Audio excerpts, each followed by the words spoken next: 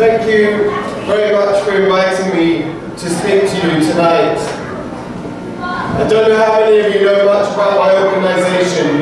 We were set up more than 20 years ago because people in Burma said that it was so hard inside the country for them to campaign for their human rights and democracy that they wanted international support.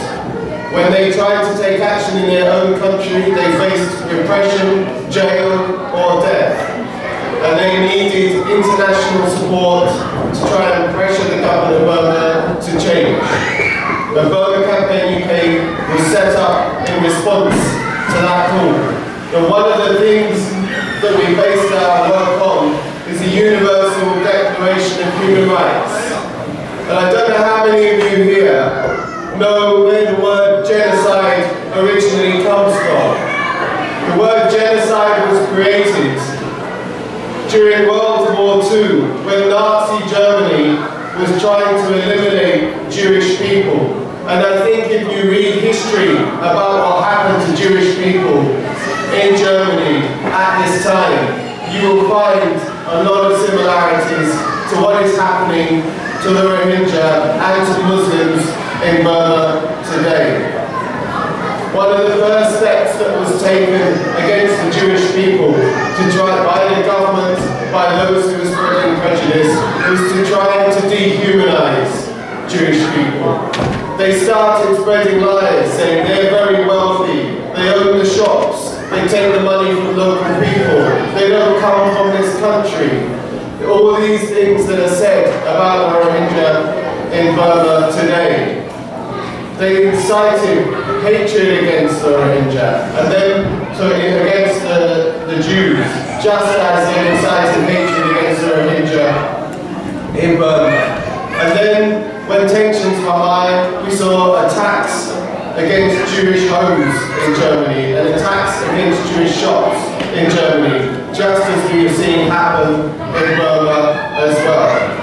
This is why so many experts now are saying precursors of genocide, the same indicators, the same warning signs that were there in Nazi Germany are there in Burma today with the Rohingya. Now, one of the things that you have the opportunity to do, living in the UK now, you live in a democracy. You have the opportunity to try and persuade one of the most powerful governments in the world, the British government, to take action. Everyone here has power to try and help your people in Burma more than many of the Rohingya that live in Burma have today. Every single one of you here can make a difference. I've seen in more than 10 years working at Burma Campaign UK how we have changed the policy of governments, how we have got Burma onto the agenda of the UN Security Council, how we have seen pressure from the international community support what people inside Burma are doing and make change and change policy. Today, the Burmese government signed a declaration that it would take action to prevent rape and sexual violence in conflict. The Burmese government doesn't want to do this. It's not interested in stopping its soldiers and its security forces from raping women. It's a deliberate policy. But they're under pressure from the international community to act. They're under pressure from the British government and other governments to act. And they're under pressure because Burma Campaign UK and other organisations and our supporters have been putting pressure on the British government. You have the opportunity here to put pressure on the British government and to make them act. The approach of the British government so far has been to support Plain Sane and to ignore what is going on in Rakhine State because they're more interested in trade and business and because they're happy that Aung San Suu Kyi is free.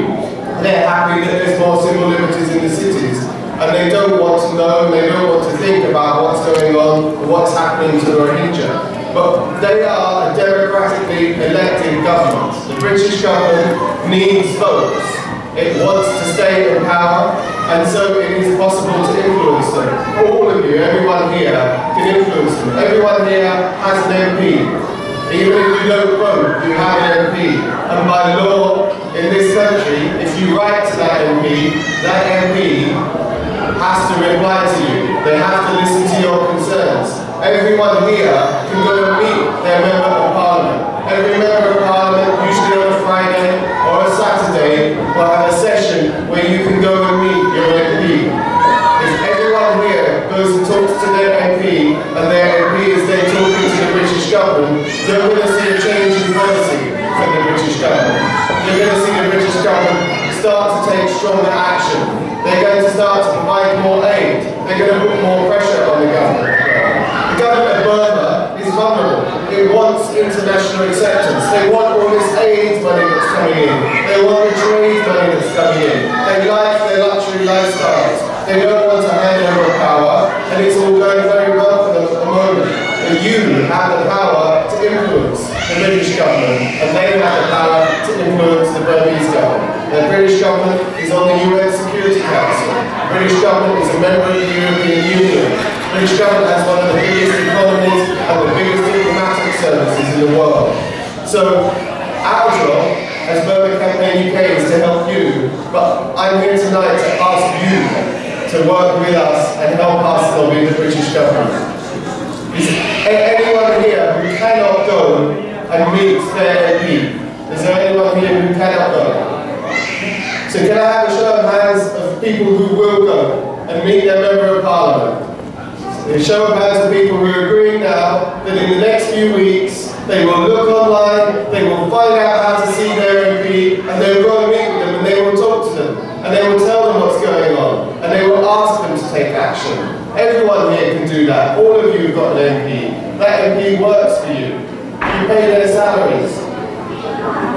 If all of us went and did this, it would make a difference. We have seen time and time again pressure from Parliament make the British government act, and the British government make the rest of the community act. So please do consider doing this. If you want help on doing this, you can contact us. We'll give you advice, we'll tell you how to do it.